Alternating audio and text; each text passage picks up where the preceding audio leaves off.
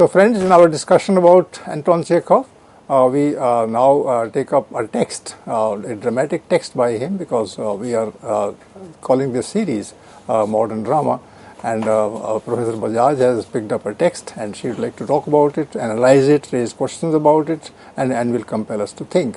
So over to Professor Bajaj. Thank you, Professor Prakash. So we'll discuss The Cherry Orchard today by Anton Chekhov. Now, as with other plays of Chekhov, really he's been accused by critics of not having a plot, really speaking. The fact that there is no action that takes place in the text, right? So this has been a kind of a criticism that is leveled against Chekhov, that the play has little action, and it is about, and if you look at The Cherry Orchard also, then you find that it is about the unsuccessful attempts of this family to cling to the cherry orchard that they have owned for generations, right? Now, when we look at the text itself of The Cherry Orchard and the plot itself, then you find that at the center of the play there is this dilemma and this overwhelming reality of the loss of the old world, right, and the inability to come to terms with the changed situation. You find that the new order is symbolized by the character of Lopukhin, who is the businessman, as he proposes to both Gaiv and Andreevna that they should instead of selling off the cherry orchard and the house, they should actually chop down the orchard and divide it into small plots and then sell them to make residential colonies or for the industrial nearby town. Now, this is the proposal that Lopukhin is making to Andreevna and Gaiv both, who are children, who own this house. Now, the cherry orchard, so the first, really speaking, if you look at the entire structure of the play, then the first act is about the homecoming, right, when Andreevna returns from Paris. And with Gaiv, they are both very nostalgic about the home, about the nursery where they grew up, and they have all sorts of old memories that they keep exchanging. Then the reality of the house and the cherry orchard is brought forth, that it is in debt, and in order to pay the debt, they will have to. The house is going to go for an auction along with the orchard. So the cherry orchard is going to go for an auction very soon, and it's a kind of a impending kind of a reality and something that they're scared of. So they're trying to devise ways of how to keep the orchard, where they should get the money from to retain this orchard through some family aunt, some old aunt who might give them some money, or find money through marrying Andreevna's daughter Anya to a rich man. So all those things they're thinking of, but really this particular proposal that Lopukhin gives them. Now, who is Lopukhin? Lopukhin is basically the peasant's son, the peasant's son in the text. In fact, Andreevna refers to Lopukhin as the little peasant, and the play opens with Lopukhin telling us that, she called me the little peasant, but now look at me, I have money, and I wear a waistcoat and yellow shoes. So he's become a rich businessman now, and he's no more the little peasant that he was. His parents and grandparents have served the family, and so he feels a sense of responsibility towards Andreevna, and he's fond of her, he has affection, and therefore he wants to save this house and the orchard for them. But the only way the orchard can be saved is if it is chopped. If it is chopped and if the land is commercialized and sold, and then profits could be reaped out of it. But this new mode is unacceptable to both Andreevna and Gaiv, and this is what creates this tussle and tension. So when I said that this play has at its center this dilemma and this overwhelming reality of the loss of the old world, I meant the loss of also the loss of the cherry orchard, and this dilemma whether to turn it into a commercial property or to retain it and then lose it altogether. So and of course both Andreevna and Gaiv are against this proposal of Lopukhin. And finally, when they reject the proposal, the orchard is sold at an auction. They cannot find enough money for it to buy it. And Lopukhin, and ironically, this little peasant Lopukhin actually buys the estate for himself. And there occurs this kind of reversal of fortune, yeah, and you see this kind of ecstatic Lopahin saying in the text, and I quote from the text this extract for you. He says, "If only my father and grandfather could rise from their graves and see this whole business, see how their Yamulev, beaten, half illiterate Yamule, who used to run around barefoot in winter, how that very Yamule has bought an estate where grandfather and father were slaves, where you wouldn't even let me in the kitchen," end quote. So there is, as you see, a kind of a peripety or a kind of a reversal of fortune, as the former owners have become bankrupt and are in disarray, and in fact Andreevna's daughter Varya is forced to take up a housekeeper's job at the end of the play. And Lopahin, who was the little peasant and whose parents served the family, has been able to buy the land and is planning to make more money by making it a commercial property.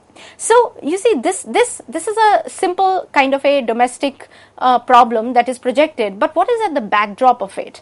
Now look at how this another character, who's a teacher, who's a tutor, or in the text, Petya, in the play, says something about Lopahin which I find very interesting. And he says the following. Petya says this, the tutor Petya says this about Lopahin: "You are a rich man. You'll soon be a millionaire. Just as it is in the metabolism of nature, a wild beast is needed to eat up everything that comes his way, so you too are needed," unquote.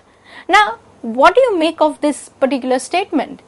It is, of course, referring to this kind of an act to the metabolism of nature, as if it is in the historical nature of things. Just as in nature, the metabolism of nature has this particular beast who's going to eat up. Lopahin, or the class that he belongs to, is the new beast that is going to devour the old kind of society.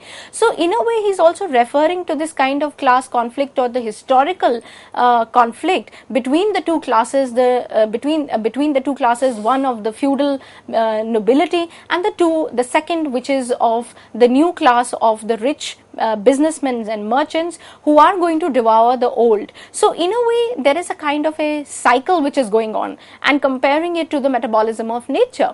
So I particularly found that this seems to be a larger reference to this unstoppable force of history and the natural phenomena, that the way they are compared, and with the advent of perhaps capitalism in Europe. How would you look at this? I think there's an excellent class analysis that the old order is no more to sustain itself, and then the money power is coming into the picture, and that money power will change the landscape. But also this metaphor of metabolism was also used by Marx, which Lukács also later talks about. Can you explain this metabolism of nature? It's a very important concept. Right. So I think the idea, and Marx only perhaps used it once in one of his discussions, which was again taken up by Lukács in his essay on reifications of commodity, right?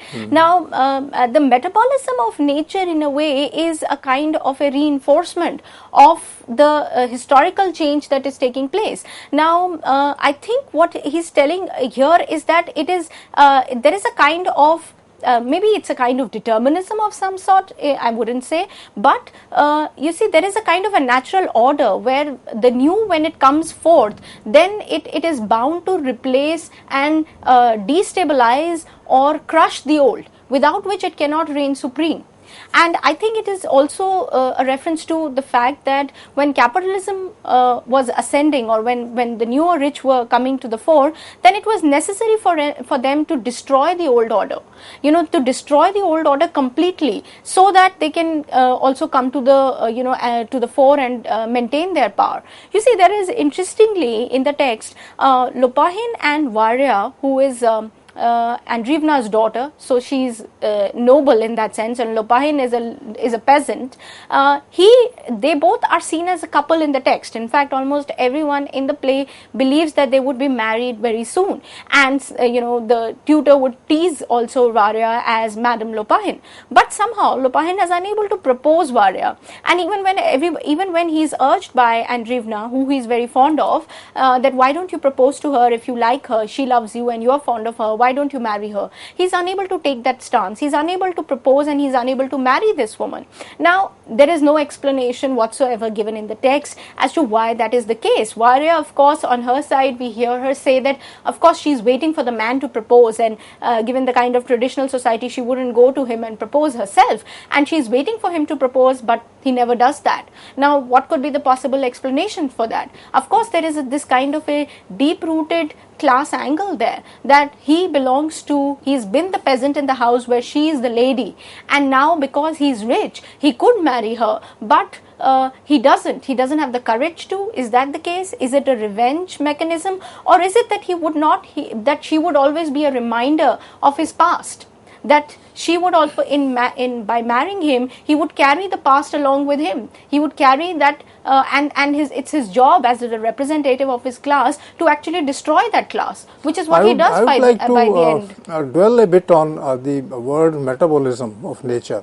Metabolism for me is a kind of form of life, form of living, the inner hidden energy that is there in nature, and that has its own course, its own laws, and that nature can look after itself. And that nature is reflected in human behavior in society. And it's not necessary that in order to change nature, you have to kill the metabolism. You can transform, you can modify nature and preserve it in a different manner. Oh, what would you think of? So I'm also now thinking from another angle, because Chekhov was a man of medicine, right? So he would probably know what the metaphor that he is using. But what about digestion? That also, metabolism it's a part of digestion. So, and when you're digesting, then you're making sure that you're extracting the juice, and you're doing away with a particular. So you see, the comparison here, Lopahin being a wild beast, just as a wild beast is needed to eat up everything, so you too are needed. If you focus upon the eater, then you will be right. But you can also focus upon the neighbors of the eater. They will get some benefit out of what the eater is doing, and eater can destroy, but in the meantime there are others who can save him and nature. Yeah, so it's a new order that is coming. So is it possible for us, that is society, in Chekhov's time and later, to save nature from capitalism and still be producing more? That's the question. It's a point that I have not gone into, but I think that nature, as the comparison here is between what nature does. In nature, the whole chain of beings in that sense, and how maybe the survival of the fittest also, or the wild beast who's more powerful at a time is going to eat the small ones, right, the prey. So in this case, the wild beast or the more powerful in society is the Lopahins of society, or the tribe of the merchants and the businessmen who are coming to the fore, and they are eating up the old sort of order, which was anyway parasitic, and also encouraging slavery or serfdom. But what benefits does it bring to the serfs, or those others who are around them? When you say that, what about others who benefit from this order? So there is clearly a fight between the beast and the prey. In this case, the beast is Lopahin, and the prey is the noble class, or the former owners of the cherry orchard, and he's been able to devour their property, and he's been able to destabilize them, send them away. The daughter is turned into a housekeeper finally, and the mother has gone back to Paris. So in this sense, what about those who are in the lower rungs of society? What about the erstwhile serfs? For instance, there is fear. They are kept out of the picture. So the change is happening in Russia, as Chekhov will visualize, is that the old class of robbers or cheats or wolves or whatever will be replaced by the new wolves, and that, as you rightly say, the serfs, etc., have to remain high and dry. Right, and they'll remain pawns in history. So, and also, I think Chekhov is able to also look at their suffering most. For instance, this particular character, Fears, who's an 86-year-old man who's always been the serf, and who in fact did not even buy his own freedom. You see, Chekhov himself came from a family where his grandfather bought freedom for the family. So he was of the peasant stock. He came from the peasantry, and his grandfather was able to buy freedom for the family, and so they were out of it. But he understood understood the plight or the point of view also of the serfs and the peasants very well, the villagers. So there is this 86-year-old man who's the serf, and he doesn't know where to go towards the end when the house is locked and everyone has left. Then he doesn't know where to go, and he just decides to lie down right in front of that door because he has nowhere else to go. So there is this section of society which has remained a kind of which has remained dependent on the feudal class and the estate owners, the old masters, and they're unable to come to terms with the new reality. And the new reality is daunting. I would like to spend 2 minutes on, in fact, the last scene of the play, when there is an axe which is constantly being used on the trees. You see, the property is now bought by Lopahin, and you find that he's already gone on beginning his project, which is to chop down the orchard trees, and so the cherry trees are being chopped, and in the distance one can hear the axe which is constantly blowing at them. So that is in a way a kind of a symbolism, and I think Chekhov is that way also very good with symbolisms, right? So he's a realist, but also playing with a lot of symbolism, which is why probably he's also seen as a kind of a pioneer of modern theatre, because he's able to use these use symbols which suggest this kind of sharp pain or a repressed anger. So behind even the humorous words and situations in the play, there is this kind of sharp pain and anger and savage truths which are just which you need to just probe the surface to go further deep into. But you find that the landowner of the cherry orchard cannot bear to have the orchard cut, and even when it means losing the estate altogether. And towards the end, she has to face this. When she's there, she requests that they don't bring the trees down, but all the time you hear the blow of the axe on the tree, which turns into a kind of psychological violence for Andreevna and for the reader as well, because they are also now feeling for the suffering of these characters who are emotionally tied to the place. So the cherry orchard is has many things, means many things to many people. For some it has a kind of an emotional attachment, for others it is economic. For Lopahin it is completely an economic kind of a venture. For Andreevna, the owners, and Gaev, who are brother sister, for them it has emotional values. But for the workers in the clerk working in the house, the maid, the valet, for them it's a part of their culture and social life. The cherry orchard means many things to all these characters. Can you comment on the choice of characters in the play? There is a conscious choice. These characters are presented to say something, to behave in a certain manner, so that the writer's intention, message, sense of dissatisfaction, anger comes out.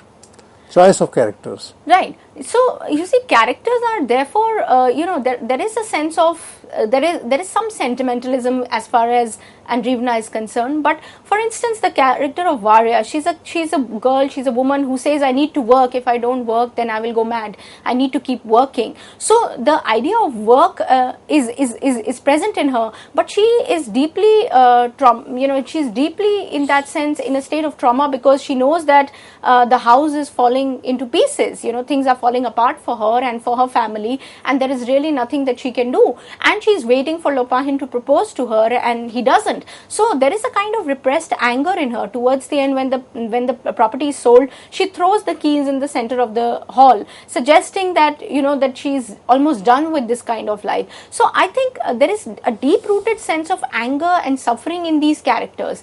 Even say the fool, the character who's supposed to play foolish throughout the text, even he is the one who suffers. He says, I'm not sure whether I should laugh or kill myself. And he says that in such a casual manner that one is shocked. He says, I carry a revolver with me just in case I want to shoot myself someday. So, there is a kind of, on the surface it looks weird and he's a strange man. But then at a deeper level, it tells you about the psyche of the time. It tells you about how people suffered, and, they wouldn't know. They're at a complete loss where society is going. They know they cannot put up with what is present here. There's a young valet, Yasha, who says, I don't know what to do with my life in Russia. You're going to Paris, please take me along, because there is nothing that I can do here.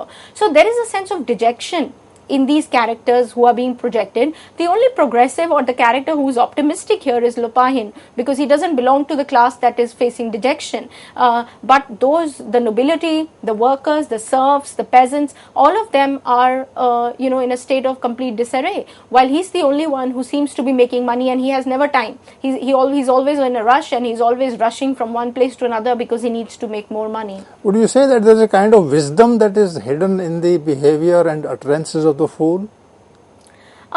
Yeah, there is a kind of suffering which is there. In fact, what you're talking about is there in again there are these two characters, right? So Yepihodov and Petya. Now Petya is the tutor who seems to be talking as a kind of an idealist and almost a martyr, who changes the course how Anya, this young girl of in her teens, thinks of life and of her own orchard. He makes her think that how can you love an orchard that has made slaves of these generations of people? Don't you see in places of cherries their faces out there? So he creates that kind of an atmosphere. So he's the one who calls Lopahin the wild beast and the metabolism of nature. So this Petya, who's otherwise seen as also a kind of in an impoverished state, who remains a student for good 30 years and 40 years, and he doesn't seem to leave the uniform of a student.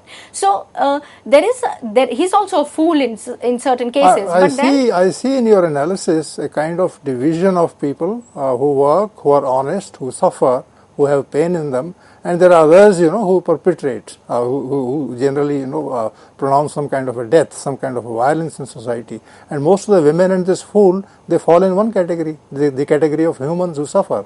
Would you agree? Yes. So you see, each character is there in that sense a fool. In the text, because the women, Andreevna is a fool because she cannot keep her money in her purse, and whoever asks for her, and she's sentimental, and therefore is a fool who gives away the little that she has. All the nice people are foolish. Yeah, so she's a fool. Sentimental, right? But again, Varya is not a fool, and she's almost stoic, and she wants to then leave everything and go renounce the world and probably go to the nunnery or go to the holy places. Anya is too vulnerable. The younger daughter, is too vulnerable and is taken in by Petya. So I think what I find interesting in Chekhov is that the characters are petty, foolish, and in their own way selfish.